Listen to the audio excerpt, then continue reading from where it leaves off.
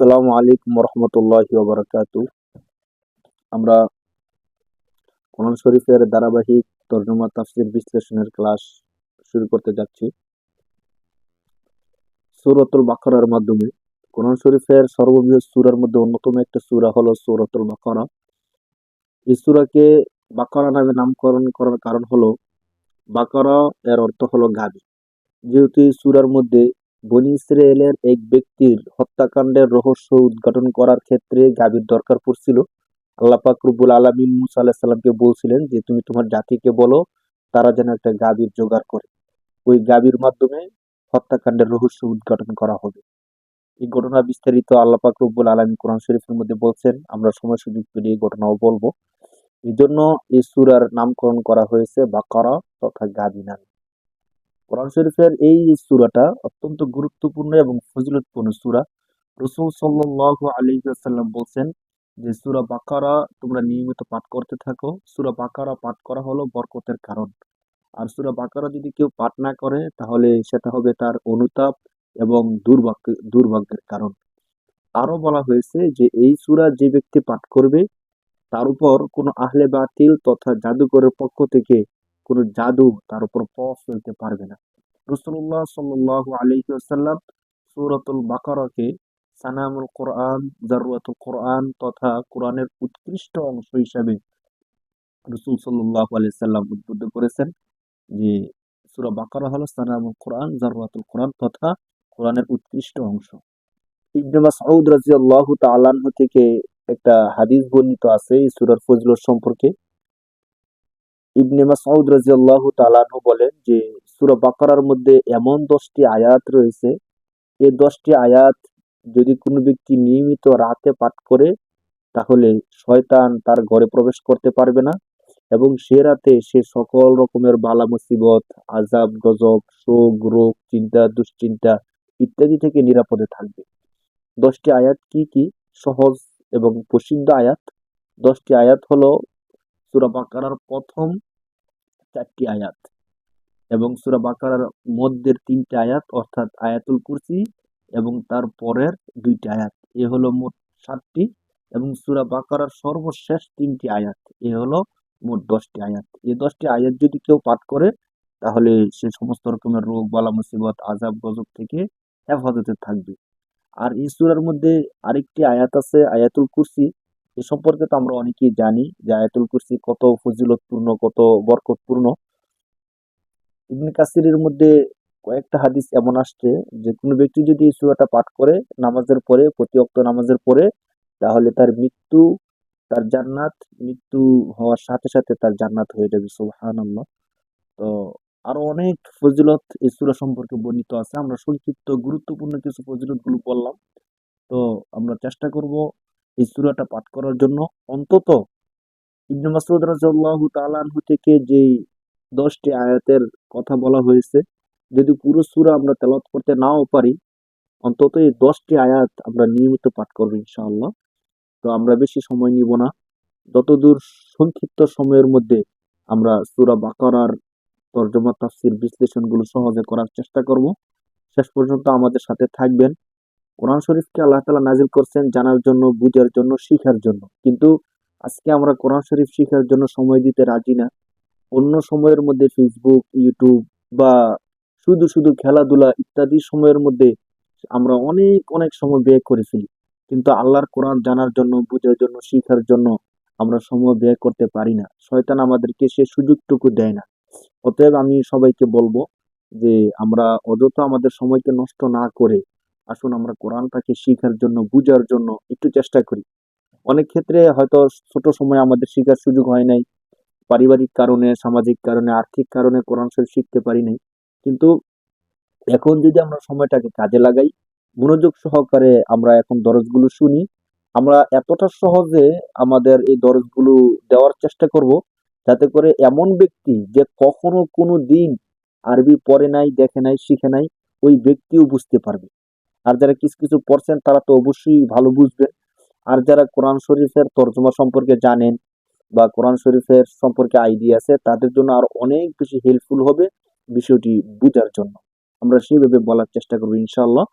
তো সূরা বাকারা সম্পর্কে আমরা বললাম।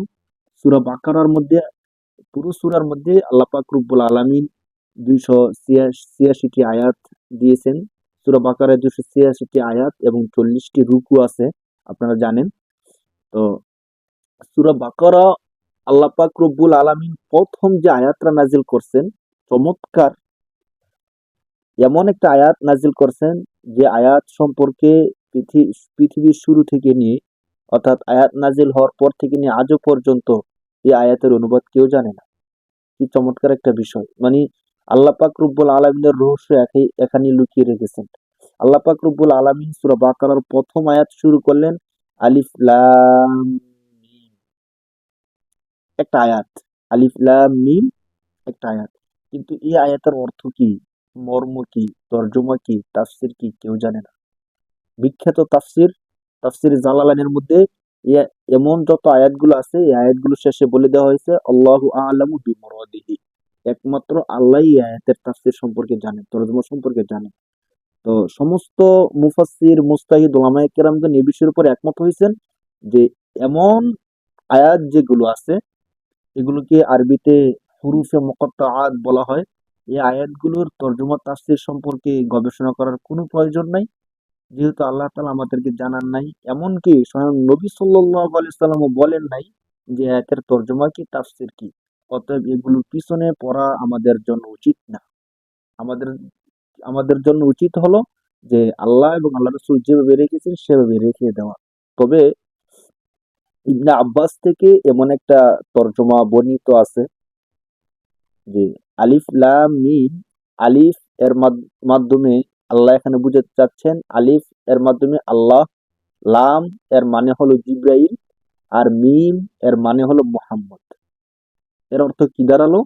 যে এই যে কোরআন আল্লাহ তাআলা নবী সাল্লাল্লাহু আলাইহি সাল্লামকে দিয়েছেন, এই কোরআনটা মূলত আল্লাহ তাআলার পক্ষ থেকে জিব্রাইল আলাইহিস সালাতু ওয়াস সালামের মাধ্যমে মুহাম্মদ সাল্লাল্লাহু আলাইহি সাল্লামের কাছে আসছেন। এই বিষয়টা বোঝানোর জন্য আল্লাহ তাআলা বলছেন আলিফ লাম মিম। তো সর্বোপরি কথা হলো, এই বিষয়টা বোঝানো হোক অথবা না হোক, এটা একটা তর্জমা। এটা কেউ আমরা মানি অথবা না মানি, এটা উপর ধর্তব্য না। অর্থাৎ এটা মানতে হবে যে আলিফ অর্থ আল্লাহ, লাম অর্থ জিবরাইল, মিম অর্থ মুহাম্মদ, বিষয়টা এমন না। একটা তর্জমা এমন একটা বর্ণিত আছে। বাকি প্রসিদ্ধ কথা হলো এবং সর্বসম্মত কথা হলো আলিফ লাম মিম এগুলো হলো হুরুফে মুকাত্তাআত, এমন হরফ, এমন আয়াত যার কোনো অর্থ হয় না। আল্লাহ ছাড়া পৃথিবীর কেউ এর তর্জমা তাফসীর জানে না। প্রথম আয়াত।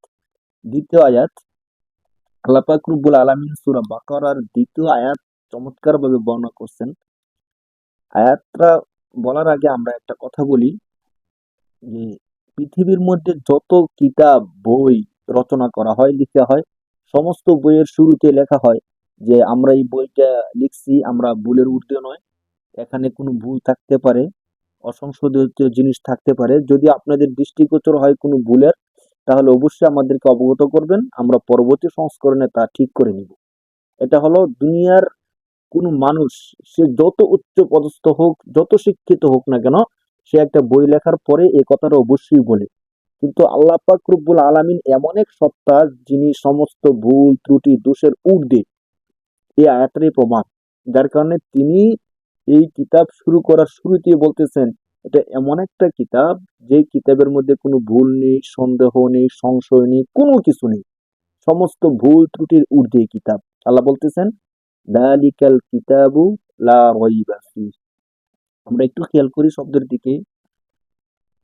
আল্লাহ পাক রব্বুল আলামিন দ্বিতীয় আয়াতের প্রথম শব্দ আনছেন যালিকা। যালিকা আরবিতে হলো ইসমুল ইশারা, এমন শব্দ যে শব্দের মাধ্যমে ইঙ্গিত করা হয়। যালিকা অর্থ উহা, অর্থাৎ আরবিতে ইসমি ইশারা, কিছু ইসমি ইশারা আছে, হাজা, হাজিহি, যালিকা, তিলকা। তো এখানে আল্লাহ পাক রব্বুল আলামিন যালিকা শব্দটা ব্যবহার করছেন। কিছু ইসমি ইশারা আছে দূরবর্তী জিনিসকে বোঝানোর জন্য আসে, আর কিছু ইসমি ইশারা আছে নিকটবর্তী জিনিসকে বোঝানোর জন্য আসে। হাজা, হাজিহি নিকটবর্তী জিনিসকে বোঝানোর জন্য আসে। আর যালিকা তিলকা দূরবর্তী জিনিস বোঝানোর জন্য যালিকা তিলকা ব্যবহার হয়। আর এখানে একটু খেয়াল করেন, যালিকা অর্থ উহা, দূরবর্তী জিনিস এর দিকে ইঙ্গিত করা হয়েছে। অথচ কোরআন শরীফ দূরের কোনো জিনিস না, নিকটের জিনিস। এখানে মূলত যদি এমন হতো হাযাল কিতাবু লা রাইবা ফীহ, যেহেতু কোরআন নিকটের জিনিস, কিন্তু এখানে আল্লাহ তাআলা বলতেছেন যালিকাল কিতাবু, অর্থাৎ উহা এমন কিতাব।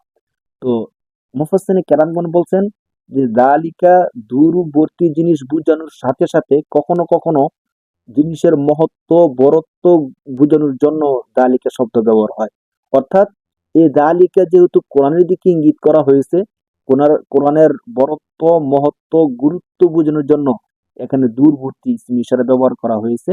যালিকা অর্থ উহা, যালিকা আল কিতাবু, উহা এমন একটি কিতাব, লা রইবা, লা নফির শব্দ, অর্থাৎ নাবাচক নেগেটিভ শব্দ, নাবাচক শব্দ।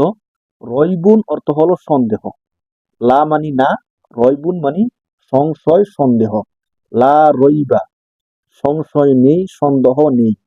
ফি হি, এখানে দুইটা শব্দ, ফি একটা শব্দ, হি আরেকটা ভিন্ন শব্দ। ফি হলো হরফুল জর, আর হি হলো জমির। একটু খেয়াল করেন, ফি হরফুল জর এর অর্থ হলো মধ্যে, ফি মানে হলো তার, তার মধ্যে, তার মধ্যে মানে কার মধ্যে? কোরআনের মধ্যে। তাহলে আল্লাহ তাআলা বলতে চাচ্ছেন যালিকাল কিতাবু, এটা এমন একটা কিতাব, লা রইবা, যাতে কোনো ফিহি, যার মধ্যে কোনো সন্দেহ নেই। আল্লাহ পাক রব্বুল আলামিন একদম শুরু দিকেই বলে দিলেন যে কোরআন এমন একটা কিতাব যে কিতাবের মধ্যে কোনো সন্দেহ নেই। আলিফ লাম মিম এমন একটা আয়াত যে আয়াতের তাফসীর তরজমা শুধুমাত্র আল্লাহই জানেন, আল্লাহ ছাড়া আর কেউ জানেন না। যালিকাল কিতাব, হুয়া এমন এক কিতাব, লা রাইবা ফীহি, যে কিতাবের মধ্যে কোনো সংশয় সন্দেহের অবকাশ নেই। তো এই যে এমন একটা গুরুত্বপূর্ণ কিতাব, যে কিতাবের মধ্যে কোনো সংশয় নেই, সন্দেহ নেই, এই কিতাবকে কেন নাজিল করা হলো? আল্লাহ বলতেছেন এই কিতাবকে নাজিল করা হলো হুদাল লিল মুত্তাকিন। হুদা এর অর্থ হলো হেদায়েত, হুদা এর মানে কি? হেদায়েত। হেদায়েত লিল মুত্তাকিন, কাদের জন্য হেদায়েত? মুত্তাকিদের জন্য। মুত্তাকি তাকওয়া থেকে আসছে। খেয়াল করেন যে মুত্তাকিন, তাকওয়া, তাকওয়া মানে হলো খোদাভীতি, যারা আল্লাহকে ভয় করে, যারা সব সময় আল্লাহ তাআলাকে ভয় করে, তাদের জন্য হেদায়েত। লা লিল মুত্তাকিন মূলত ছিল আল মুত্তাকিন, হুদাল আল মুত্তাকিন। তো এখানে লাম শব্দ যুক্ত করা হয়েছে, লাম হরফুল জর। হরফুল জর কি?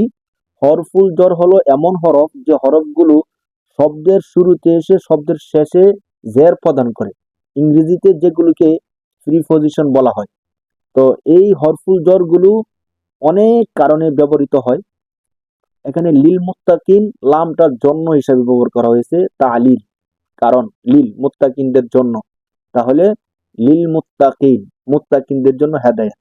মূলত আল্লাহ পাক রব্বুল আলামিন বলতে চাচ্ছেন যে এটা এমন একটা কিতাব যে কিতাবের মধ্যে কোনো সংশয় সন্দেহের অবকাশ নেই। এই কিতাবটিকে নাজিল করা হয়েছে তাদের জন্য যারা রবকে ভয় করে। তো রবকে যারা ভয় করে তাদের জন্য নাজিল করা হয়েছে। আর যারা রবকে ভয় করে না তাদের জন্য নয় কি?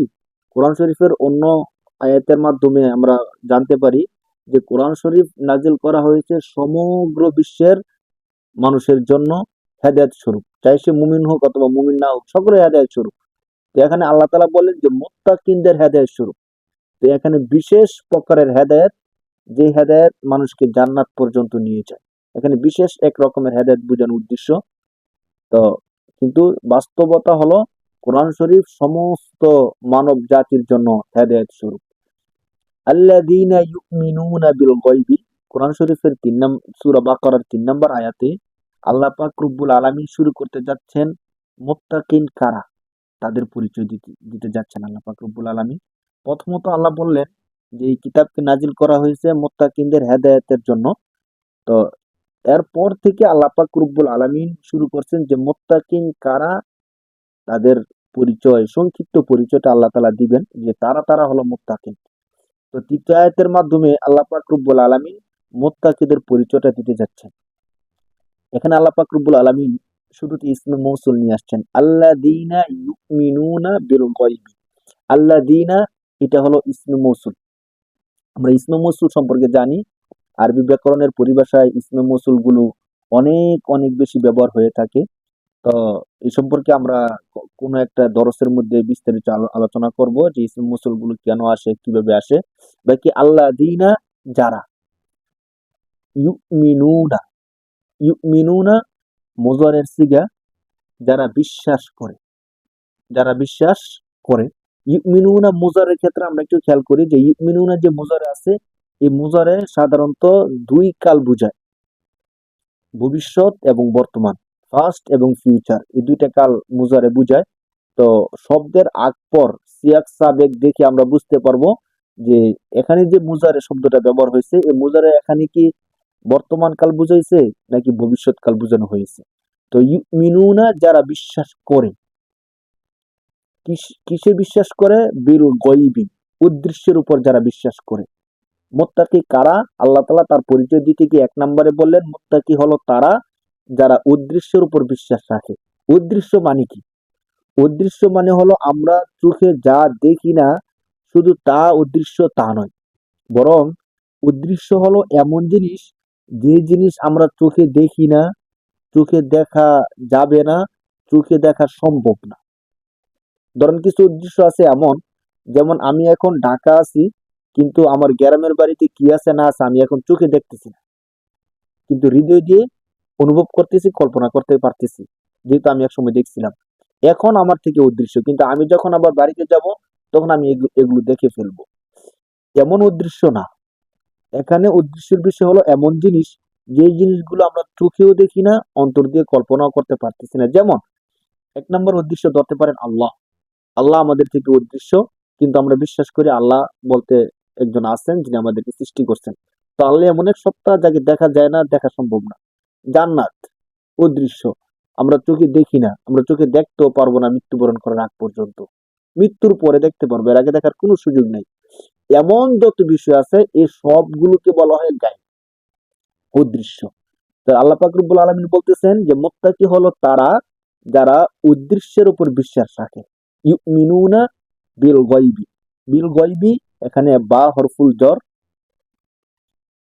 গায়বি এমন হরফুল জর কাকে বলে? এমন হরফ যে হরফগুলো শব্দের শুরুতে এসে শব্দের শেষে জের প্রদান করে। দেখেন বিল গায়বি, বাই নিচে যে জের, এই জের দিছে বা হরফুল জর, বিল গায়বি।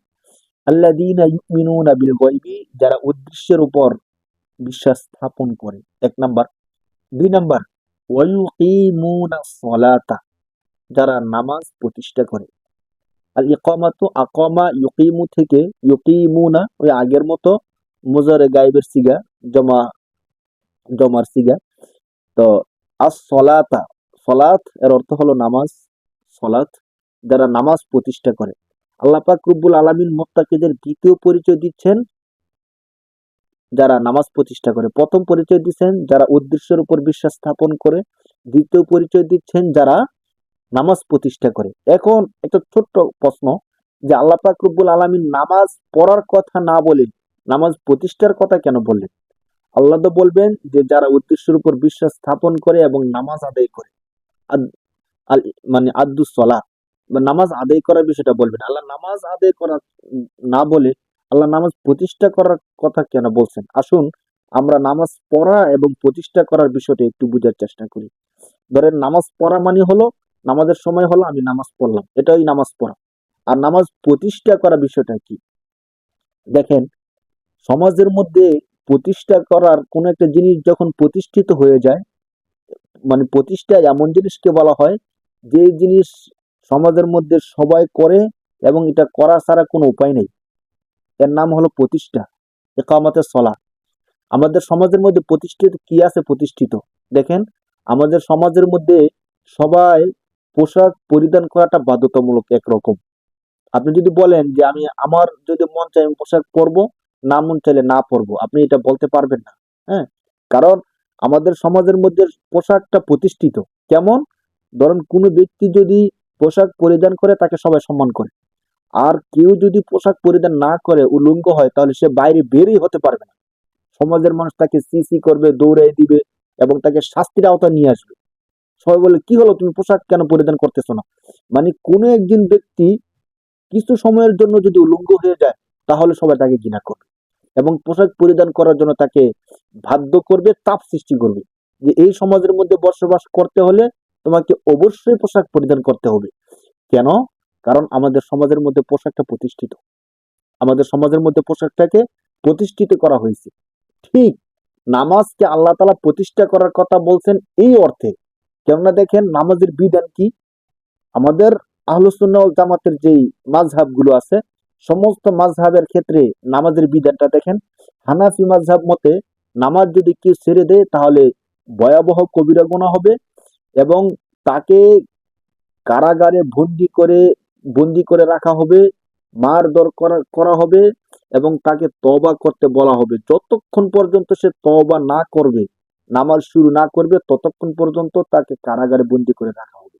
এখন বলেন, যদি নামাজটা সাধারণ কোনো জিনিস হতো, তাহলে কি তাকে কারাগারে বন্দি করে রাখার কোনো বিষয় হতো? হতো না। দেখেন কোনো ব্যক্তি উলঙ্গ থাকলে যেমন তাকে পুলিশে ধরে নিয়ে যাবে, মানুষ তাকে সমাজ থেকে বের করে দিবে, ঠিক নামাজটা এমন হওয়ার কথা ছিল যে সে যদি কোনো ব্যক্তি নামাজ না পড়লে তাকে কারাগারে বন্দি রাখবে, মানুষ তাকে শাস্তি দিবে। কিন্তু আমাদের সমাজে এমন নাই। এর মানে হলো আমাদের সমাজে নামাজটা প্রতিষ্ঠিত না। ঠিক শাফিঈ মাযহাবের মধ্যে এমন শব্দ আছে যে নামাজ যদি কেউ ছেড়ে দেয় তাকে 3 দিন পর্যন্ত তওবা করার সুযোগ দেওয়া হবে, সে যদি তওবা না করে তাকে হত্যা করে ফেলা হবে। হাম্বলী মাযহাবের মধ্যে আছে যে কোনো ব্যক্তি যদি নামাজ ত্যাগ করে তাহলে সে কাফের হয়ে যাবে, তাকে মুরতাদ হিসাবে হত্যা করা হবে। তো বিষয়গুলো খেয়াল করেন, নামাজ পরিত্যাগ করার বিধান প্রতি মাযহাবের মধ্যে কতটা কঠিন, শরিয়ার মধ্যে কত গুরুত্বপূর্ণ। এর মানে হলো, ধরেন নামাজ যদি এত গুরুত্বপূর্ণ না হতো, তাহলে তো তাকে কারাগারে বন্দি করা, তাকে হত্যা করার কোনো কথা থাকতে পারে না। হ্যাঁ, মালিকি মাযহাবের মধ্যে হদ হিসাবে তাকে হত্যা করতে হবে, কুফর হিসাবে না, শাস্তি হিসাবে তাকে হত্যা করা হবে যদি নামাজ পরিত্যাগ করে। তো দেখেন, একটা ব্যক্তি কাপড় পরিধান না করলে, উলঙ্গ থাকলে যেমন সমাজে চলাফেরা করতে পারে না, ঠিক নামাজটা এমন একটা বিষয় ছিল যে কোনো ব্যক্তি যদি নামাজ ছেড়ে দেয় তাহলে সে সমাজে থাকতে পারবে না, সমাজ থেকে তাকে বের করে দেওয়া হবে, তাকে কারাগারে বন্দি রাখা হবে। যখন এমন হয়ে যাবে তখন বলা হবে যে নামাজ প্রতিষ্ঠা হয়েছে। এর আগ পর্যন্ত নামাজ প্রতিষ্ঠা হয়েছে এটা বলা যাবে না। আমরা নামাজ পড়তেছি ঠিক, কিন্তু আল্লাহ তাআলা যে কোরআন শরীফের জায়গায় প্রতি জায়গায় জায়গায় বলছেন যে নামাজ প্রতিষ্ঠা করো, ওই নামাজটা আমরা মূলত প্রতিষ্ঠা করতে পারতেছি না। তখন কাপড় পরিধান করা যেমন আমাদের সমাজের মধ্যে থাকার জন্য জরুরি, ঠিক নামাজ আদায় করাও আমাদের সমাজের মধ্যে যখন জরুরি হয়ে যাবে, তখন বোঝা যাবে যে হ্যাঁ, এতক্ষণে আমরা নামাজ প্রতিষ্ঠা করতে পারছি, তখন এই বিষয়টা বলা যাবে। এই আয়াতের মর্ম এটাই, ওয়ায়ুকিমুনাস সালাতা, আল্লাহ বলতেছেন এবং যারা নামাজ প্রতিষ্ঠা করে। তো মুত্তাকি কারা? যারা উদ্দেশ্যের উপর বিশ্বাস করে এবং নামাজ প্রতিষ্ঠা করে। এখন একটু খেয়াল করেন তো, আমরা কি সত্যিকার নামাজ প্রতিষ্ঠা করতেছি বা নামাজ প্রতিষ্ঠা করি, বা এই জন্য কি আমাদের কোনো প্ল্যান, প্রচেষ্টা, সংগ্রাম আছে? অবশ্যই আমাদেরকে এই বিষয়গুলো খেয়াল করা দরকার। 3 নাম্বার গুণাগুণ আল্লাহ বলতেছেন যে মুত্তাকি, ওয়ামিম্মা রাযাকনাহুম ইউনফিকুন। ওয়াও হরফে আত, মিন হলো হরফুল জর, মা যা, রাযাকনা রাযাকতু রাযাকনা আমি দান করেছি, আর রিজকু রিজিক, হুম জমির তাদেরকে। তো অমিন থেকে মা রাযাকনা আমি যা দান করেছি, হুম তাদেরকে, আমি আল্লাহ তাদেরকে যা দান করেছি তা থেকে ইউনফিকুন, আল ইনফাক আনফাকা ইউনফিকু অর্থ হলো খরচ করা, ব্যয় করা। আল্লাহ বলতেছেন ওমিম্মা রাযাকনাহুম ইউনফিকুন, এবং আমি আল্লাহ তাদেরকে যা দিয়েছি তা থেকে যারা দান করবে, ব্যয় করবে, তারা হলো মুত্তাকি। মুত্তাকিদের 3টা গুণ এই আয়াতের মধ্যে আল্লাহ তাআলা বলছেন। 1 নাম্বার গুণ হলো যারা উদ্দেশ্যের প্রতি বিশ্বাস স্থাপন করে, 2 নাম্বার গুণ হলো যারা নামাজ প্রতিষ্ঠা করে, 3 নাম্বার গুণ হলো আমি আল্লাহ তাদেরকে যা দিয়েছি সম্পদ, ওই সম্পদ থেকে যারা ব্যয় করে। 3য় নাম্বার গুণটা একটু খেয়াল করেন, আল্লাহ বলতেছেন, আল্লাহ বলতে পারতেন যে তাদের যে সম্পদ আছে এই সম্পদ থেকে যারা ব্যয় করে। আল্লাহ তাআলা এই কথা না বলে বলছেন আমি আল্লাহ তাদেরকে যে সম্পদ দিছি ওই সম্পদ থেকে তারা ব্যয় করে। এর মর্ম কি? এর মর্ম হলো যে আল্লাহ যা দেয় সম্পূর্ণ হালাল দেয়, অর্থাৎ হালাল রিজিক গুলোই আল্লাহ দেয়, আল্লাহ হারাম গুলো দেয় না। হারামগুলো আমরা নিজেরা অন্যায় করে অপরাধ করে নিয়ে আসি। তো আল্লাহ তাআলা এই জিনিসটা বুঝাতে চাচ্ছেন যে ব্যয় কেবল হালাল জিনিসের করা যায়, হারাম জিনিসের না। অর্থাৎ মুত্তাকি ওই ব্যক্তি যে হালাল সম্পদ থেকে দান করে, হালাল সম্পদ থেকে ব্যয় করে। আমাদের সমাজের মধ্যে অনেক বড় বড় দানবীর দেখবেন মাহফিলের মধ্যে, বিভিন্ন অনুষ্ঠানের মধ্যে লক্ষ লক্ষ টাকা দান করে। 5 লক্ষ টাকা দান করলাম, একটা মাদ্রাসা করে দিলাম, একটা মসজিদ করে দিলাম, আর মানুষ তাকে বাহবা দেয়, বাহ সে 5 লক্ষ টাকা দান করছে, 1 কোটি টাকা দান করছে। তো সে যখন দান করে সে চিন্তা করে যে এই বছর তো আমি যে ব্যাংক লোন নিছি বা আমার সুদি টাকার মধ্যে 20 লাখ টাকার সুদে পাইছি, তো 10 লাখ টাকা মসজিদে দিয়ে দিলাম। হ্যাঁ, তার কাছে তার গায়ে লাগানি টাকাটা দান করতে। তো এই যে 10 লক্ষ টাকা দান করলো সুদের টাকা থেকে, ঘুষের টাকা থেকে, বা কারো জবরদখল থেকে, এই যে দানটা করলো, এই দানটা আমার কাছে গ্রহণযোগ্য না। এই আয়াত এটা প্রমাণ। আল্লাহ বলতেছেন মুত্তাকি হলো তারা যারা আমি আল্লাহ যা দিয়েছি অর্থাৎ হালাল রিজিক, ওই হালাল রিজিক থেকে যারা ব্যয় করে। তো হালাল রিজিক ছাড়া যদি মানে হারাম থেকে ব্যয় করি, এই আয়াত বলতেছে যে না, তার দানটা গ্রহণযোগ্য হবে না। ওমিম্মা রাযাকনাহুম ইউনফিকুন, আমি আল্লাহ তাদেরকে যে রিজিক দান করছি, এই রিজিক থেকে যারা দান করবে। তো মুত্তাকিদের 3টা গুণ আল্লাহ তাআলা এই আয়াতের মধ্যে উল্লেখ করছেন। মুত্তাকিদের আরো কিছু গুণ পরবর্তী আয়াতের মধ্যে আল্লাহ তাআলা বলতেছেন, ওয়াল্লাযীনা ইউমিনুনা বিমা উনজিলা ইলাইকা ওমা উনজিলা মিন ক্বাবলিক। ওয়াল্লাযীনা, এবং যারা ইউমিনুনা, বিশ্বাস স্থাপন করে, বিমা, বিমা উনজিলা, যা আমি আল্লাহ নাজিল করেছি, ইলাইকা আপনার নিকট, অর্থাৎ কোরআন। আমি আল্লাহ আপনার নিকট যা নাজিল করেছি তার উপর যারা বিশ্বাস স্থাপন করে, ওমা উনজিলা মিন ক্বাবলিক, আপনার পূর্বে যে নবীগণ আসছিল তাদের উপর যা নাজিল করেছিলাম তার উপর যারা বিশ্বাস স্থাপন করে, অর্থাৎ তাওরাত, জাবুর, ইনজিল এবং আরো সহিফা। আমরা জানি যে 104 খানা কিতাব, কোরআন শরীফ ছাড়া 103 খানা। তো আল্লাহ তাআলা এই আয়াতের মাধ্যমে এই জিনিসটা বলতে চাচ্ছেন যে যে ব্যক্তি 104 খানা কিতাবের উপরে বিশ্বাস স্থাপন করে, সে এমন বলল যে আমি কোরআন মানি, পূর্বের তাওরাত, জাবুর, ইনজিলকে অস্বীকার করি, পূর্বের নবীদেরকে অস্বীকার করি, তাহলে সে মুমিন হবে না, মুত্তাকি হবে না। তো মুমিন মুত্তাকি হওয়ার জন্য কোরআনের উপর বিশ্বাস স্থাপন করতে হবে, এবং কোরআনের পূর্বে যা অবতীর্ণ করা হয়েছিল ওইগুলোর উপর বিশ্বাস স্থাপন করা জরুরি।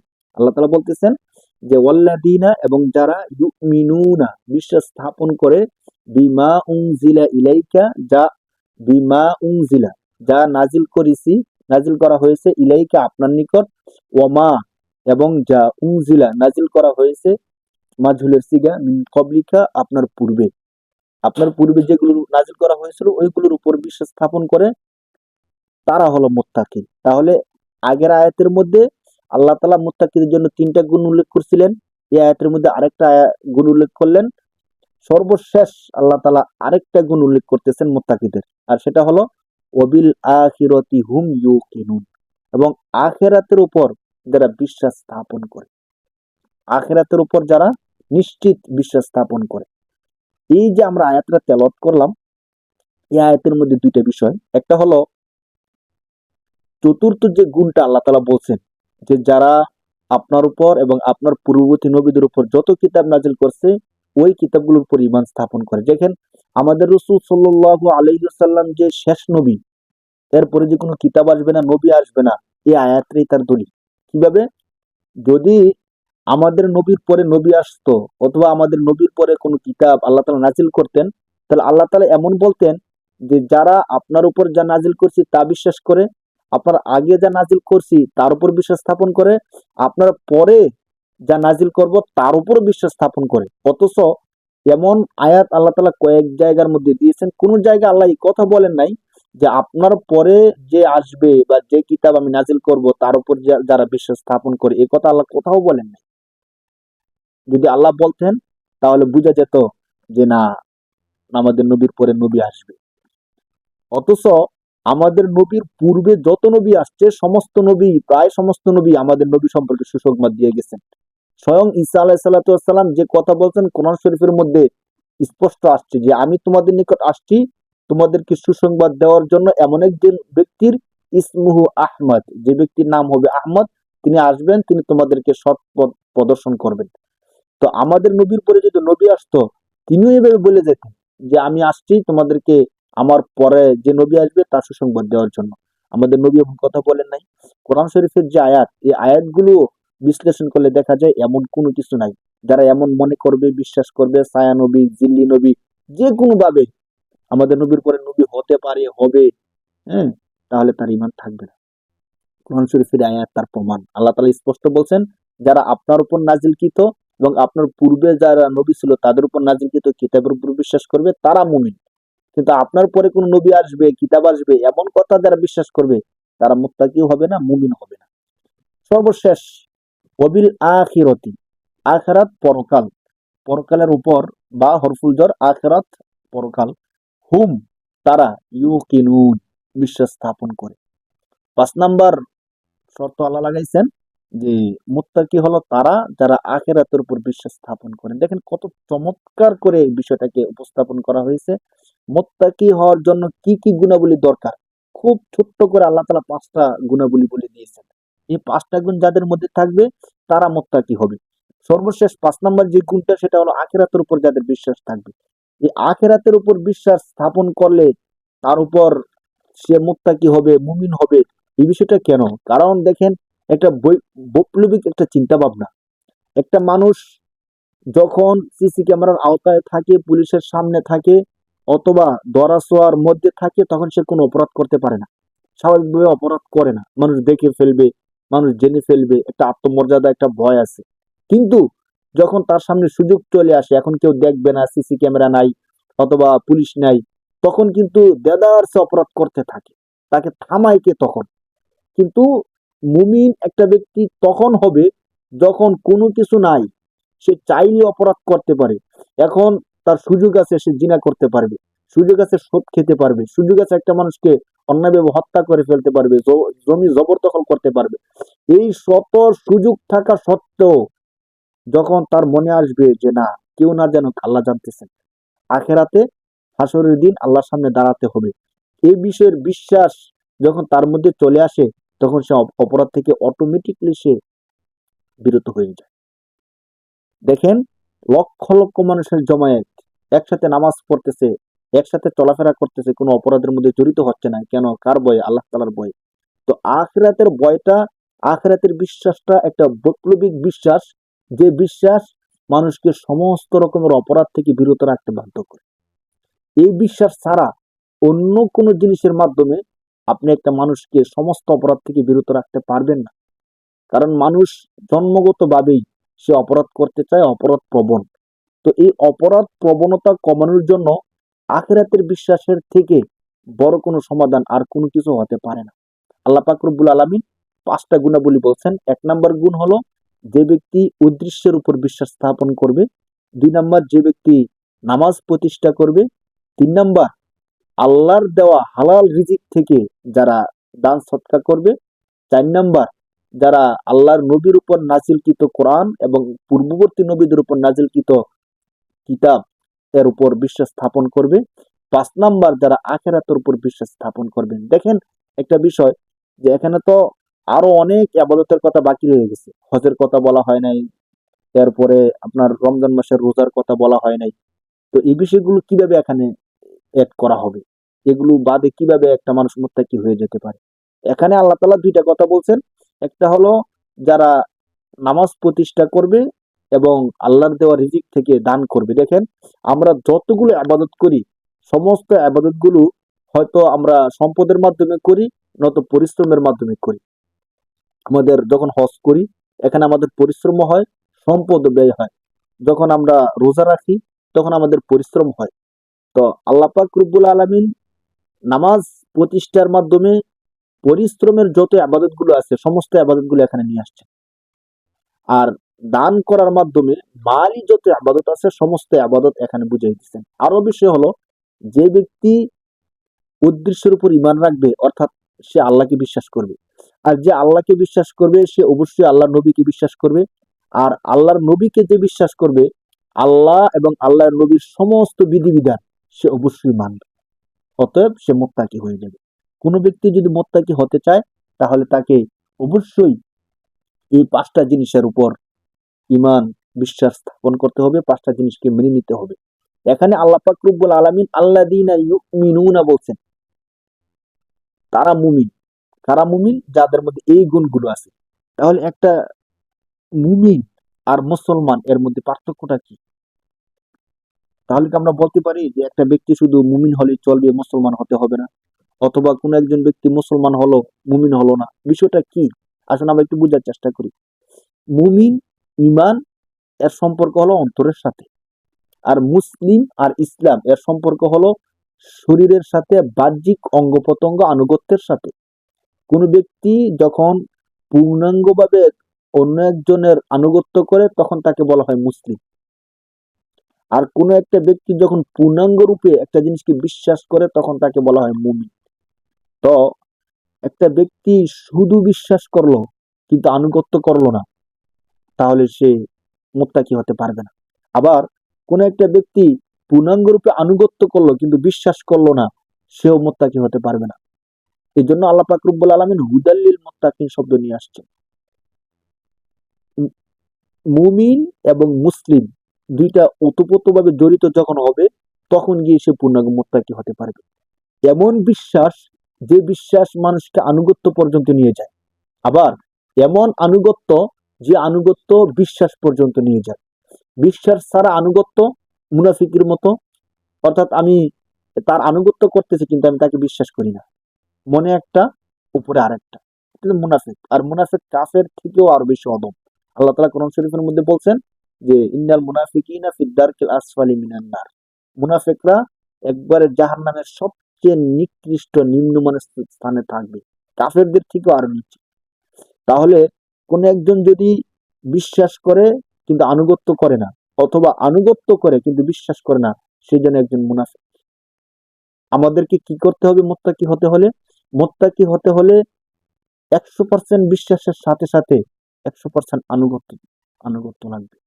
অর্থাৎ ওই যে কথাটা বললাম যে এমন বিশ্বাস, যে বিশ্বাস আমাদেরকে আনুগত্য পর্যন্ত নিয়ে যায়। আবার এমন আনুগত্য, যে আনুগত্য আমাদের হৃদয়ে বিশ্বাস বিশ্বাসের স্থানটা করে নেয়। তখন গিয়ে আমরা পূর্ণাঙ্গ মুমিন হতে পারবো, মুত্তাকি হতে পারবো। তো আল্লাহ তাআলা এই আয়াত সমূহের মধ্যে, শুরুর আয়াত সমূহের মধ্যে মুত্তাকিদের জন্য 5টা গুণাবলী বর্ণনা করছেন।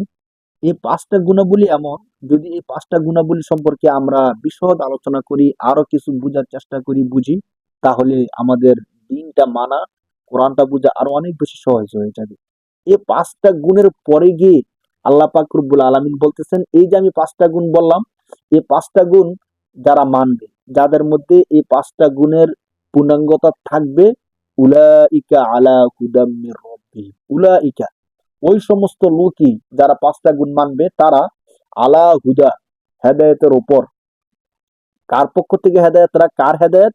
মিন থেকে, রব প্রতিপালক, হিম তাদের, হিম মানে জমির, আর রব্বুন এটা হলো ইসিম নাউন, মিন হরফুল জর প্রিপজিশন, হুদা হেদায়েত ইসিম, আলা হরফুল জর, উলাইকা এটা হলো ওই যে আমরা এর আগে বলছিলাম ইসমি ইশারা। তাহলে উলাইকা আলা হুদাম মির রাব্বিহিম, আল্লাহ বলতেছেন যে যারা এই 5টা গুণ পূর্ণাঙ্গ রূপে পালন করবে, তারা কেবলমাত্র তারাই রবের পক্ষ থেকে হেদায়েতের উপর থাকবে। এখন আমি মুত্তাকি কিনা, কোরআন শরীফের অনেক আয়াতে কিন্তু মুত্তাকি সম্পর্কে আল্লাহ তাআলা আলোচনা করছেন।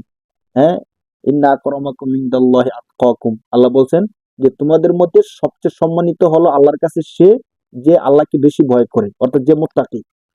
তো আমি মুত্তাকি কি মুত্তাকি না, এটা বোঝার জন্য তেমন দুর্বীক্ষণ আনার দরকার পড়বে না, অনুবীক্ষণ আনার প্রয়োজন পড়বে না। বরং কোরআন শরীফে আল্লাহ তাআলা যে 5টা গুণাবলীর কথা বলছেন, একটু শুধু খেয়াল করেন যে এই 5টা গুণাবলী আমার মধ্যে আছে কিনা। 1 নম্বরে উদ্দৃশ্যের যে বিষয়গুলো আছে, আল্লাহ, জান্নাত, জাহান্নাম, আখেরাত, পরকাল, কবর, হাসর নাসর, এগুলোর উপর পূর্ণ বিশ্বাস, ঈমান আমার আছে কিনা। 2 নাম্বার ইকামাতুস সালাহ, সমাজের মধ্যে নামাজ প্রতিষ্ঠা করার যে সংগ্রাম, নামাজ প্রতিষ্ঠা করা, ওই প্রতিষ্ঠার মধ্যে আমি আছি কিনা, আমি প্রতিষ্ঠা করি কিনা, বা আমি কোনো প্ল্যান করি কিনা নামাজ প্রতিষ্ঠা করার জন্য। 3 নম্বরে আল্লাহর দেওয়া হালাল রিজিক থেকে আমি খরচ করি কিনা, আল্লাহ নবীর উপর নাজিলকৃত কিতাব এবং পূর্ববর্তী নবীদের উপর নাজিলকৃত কিতাবের উপর আমি বিশ্বাস স্থাপন করি কিনা। 4 নম্বরে আখিরাতের উপর পূর্ণ আস্থা বিশ্বাস আমার আছে কিনা।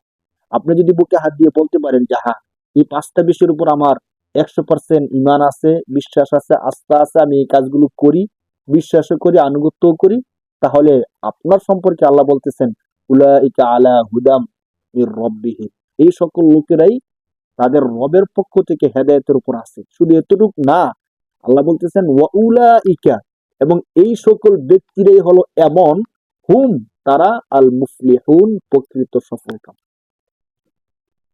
আল্লাহ বলতেছেন এই 5টা গুণাবলী সম্পর্কিত ব্যক্তি যারা আছে তারাই রবের পক্ষ থেকে হেদায়েতের উপর আছে, এবং এই ব্যক্তিরাই মূলত সফল কাম। আল্লাহ তাআলা যাদেরকে সফল কাম করছে বলছেন তাদেরকে বিফল করার কে? আর এই সফল কাম কি হবে? আরেক আয়াতের মধ্যে আল্লাহ বলছেন, ফামান যুহজিহা আনিন নার ওয়া উদখিলাল জান্নাতা ফাকাদ ফাজ। প্রকৃত সফল কাম কে? যাকে জাহান্নাম থেকে দূরে রাখা হলো, জান্নাতের মধ্যে প্রবেশ করানো হলো, সেই হলো প্রকৃত সফল কাম। আর আল্লাহ বলতেছেন এই 5টা গুণ যাদের মধ্যে থাকবে তারা সফল কাম হবে। এর মানে হলো আল্লাহ তাদেরকে জাহান্নাম থেকে বাঁচাই দিবেন, জান্নাতের মধ্যে প্রবেশ করাই দিবেন। সুবহানাল্লাহ। আল্লাহ তাআলা আমাদের সবাইকে আয়াতগুলো বুঝার তৌফিক দান করুক, এবং এখন থেকে আমরা ধারাবাহিকভাবে এইভাবে আয়াতগুলো নিয়ে আলোচনা করতে থাকবো। আজকে আমরা 5টা আয়াত নিয়ে আলোচনা করছি। পরবর্তীতে এইভাবে ধারাবাহিকভাবে আমরা চলতে থাকবো। আমাদের সাথেই থাকুন। চেষ্টা করব সংক্ষিপ্তভাবে যতদূর না বললেই না, অতটুকু বলে বলে আলোচনা করার জন্য। আরো বিস্তারিত বলার ইচ্ছে ছিল, কিন্তু অনেক বেশি বিস্তারিত বলতে গেলে আমাদের বিষয়গুলো বোঝাটা অনেক সময় কঠিন হয়ে যায়। এজন্য যতটুকু না বললেই না, অতটুকু বলার চেষ্টা করবো ইনশাআল্লাহ।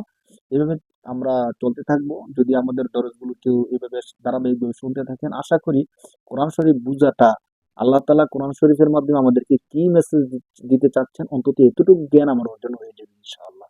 আর কোরআন শরীফের হক আদায় করার জন্য এতটুকু জানা আমার দরকার। হাসরের দিন যদি আল্লাহ জিজ্ঞেস করে যে তুমি ইংরেজি বিদেশি একটা ভাষা শিখতে পারলা, জাপানি ভাষা শিখলা, ইতালি ভাষা শিখলা, শুধু আমার কোরআনের ভাষাটা তুমি শিখতে পারলা না, তখন আমি কি জবাব দিব? অন্তত আল্লাহর সামনে দাঁড়িয়ে লজ্জা পাওয়ার আগে আমাদেরকে এই বিষয়গুলো একটু জানা, শিখা, বোঝা দরকার। আল্লাহ তাআলা তৌফিক দান করুক। আসসালামু আলাইকুম।